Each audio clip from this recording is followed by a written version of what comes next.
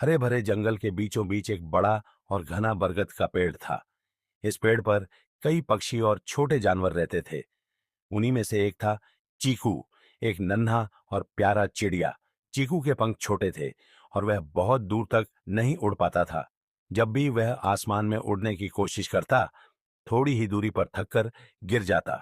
चीकू की सबसे बड़ी ख्वाहिश थी ऊंचे आसमान में उड़ने की। जब वह अपने दोस्त मोती कबूतर को ऊंचाई पर उड़ते देखता, तो उसकी आंखें चमक उठतीं। लेकिन फिर उसे याद आता कि उसके पंख छोटे और कमजोर हैं। उसके तीन खास दोस्त थे, बन्नी खरगोश, गिल्लू गिलहरी और मोती कबूतर। जब भी चीकू निराश होता, ये तीनों उसे हिम्मत देते। तुम्हें अपनी ताकत पर भरोसा करना होगा चीकू, मोती ने एक दिन कहा। सपने बड़े होते हैं, लेकिन उन्हें पूरा करने के लिए दिल बड़ा होना चाहिए। गिल्लू ने अपनी चंचल आवाज में कहा, और अगर कोई भी दिक्कत आए तो हम सब तुम्हारे साथ हैं। बन्नी ने मुस्कुराते हुए कहा। लेकिन चीकू को यकीन नहीं होता। उसे लगता कि वह हमेशा कमजोर ही रहेगा। एक दिन जंगल में एक बूढ़ा उल्लू आया। उसकी आंखें बड़ी और तेज थीं और उसे सभी जानवर ज्ञानू बाबा कहते थे। वह बहुत बुद्धिमान था और दूर दूर तक उसकी कहानियों की चर्चा होती थी। ज्ञानू बाबा ने जंगल के सभी जानवरों को एक पेड़ के नीचे इकट्ठा किया और कहा, सुनो, जंगल के पार एक जादुई पहाड़ी है। जो भी उस पहाड़ी तक पहुंचता है, उसे एक अनमोल वरदान मिलता है। लेकिन पहाड़ी तक पहुंचना आसान नहीं है। रास्ते में तीन कठिन चुनौतियां हैं। चीकू की आंखें चमक उठीं।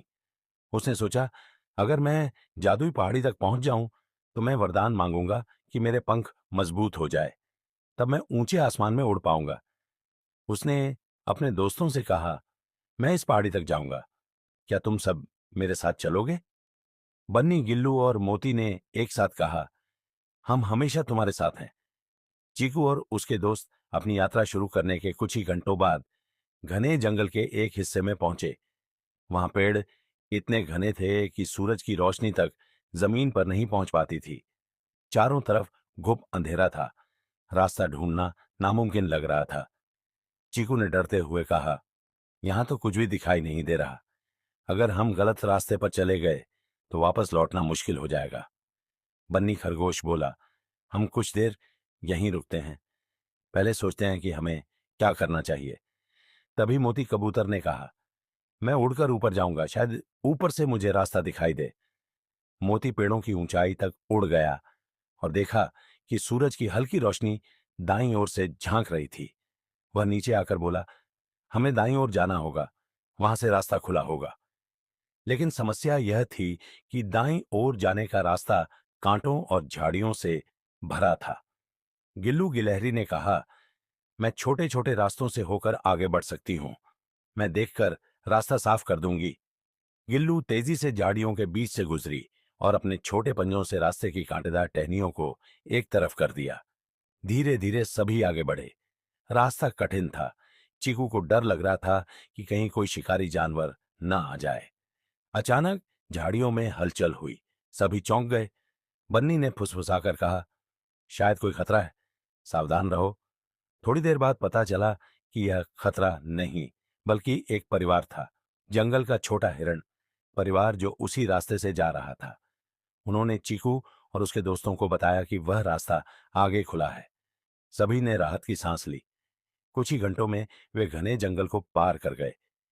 चीकू ने अपने दोस्तों का धन्यवाद किया और सोचा, अगर मोती और गिल्लू नहीं होते तो यह रास्ता कभी पार नहीं होता। जंगल पार करने के बाद चीकू और उसके दोस्त एक तेज बहती नदी के किनारे पहुंचे। नदी चौड़ी और गहरी थी और उसमें बहाव बहुत तेज था। पानी के बहने की आवाज इतनी डरावनी थी कि चीकू को लगा कि वे इसे कभी पार नहीं कर पाएंगे। चीकू ने निराश होकर कहा, अब क्या करें, यहां कोई पुल भी नहीं है। मेरे पंख इतने मजबूत नहीं हैं कि मैं नदी के ऊपर से उठ सकूं। बन्नी खरगोश ने चारों तरफ देखा और कहा, नदी के किनारे कई सूखी लकड़ियां पड़ी हैं।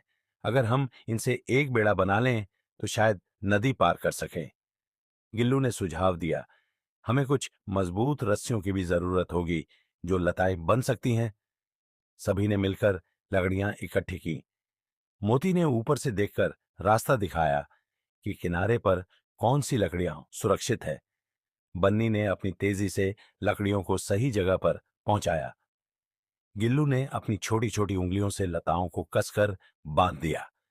धीरे धीरे एक मजबूत बेड़ा बन गया। लेकिन एक समस्या और थी। नदी के बीच में तेज बहाव के कारण बेड़े को सही दिशा में ले जाना मुश्किल था। चीकू ने हिम्मत दिखाते हुए कहा, मैं बेड़े के ऊपर उड़कर रास्ता देखूंगा। मैं बताऊंगा कि हमें किस तरफ जाना चाहिए।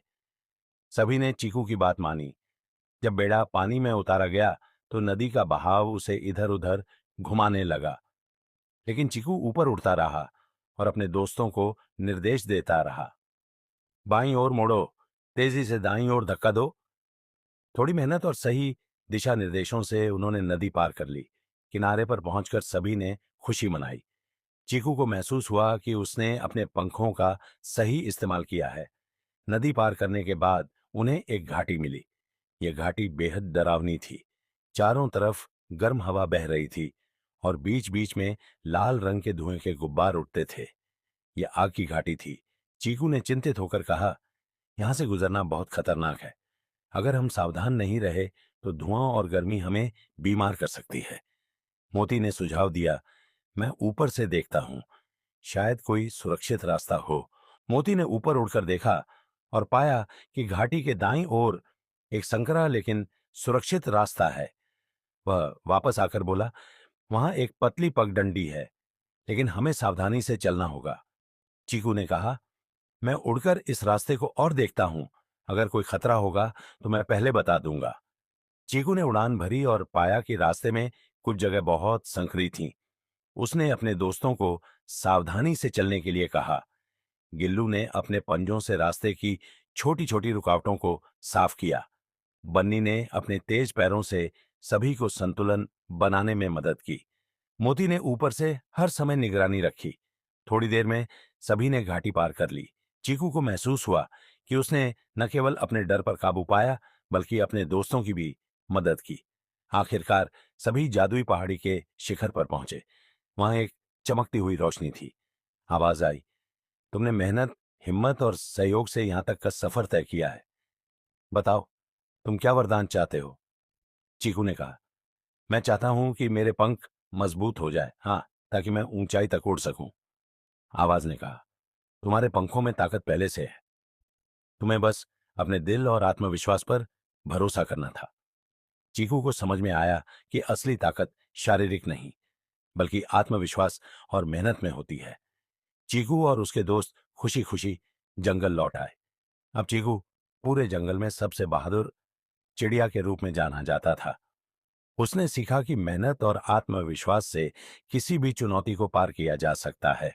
दोस्तों, आपको आज की कहानी कैसी लगी? कमेंट में जरूर बताएं और वीडियो को लाइक करें। चैनल पर नए हैं तो चैनल को सब्सक्राइब करें ताकि ऐसी मजेदार कहानियां आपको मिलती रहे। Thank you.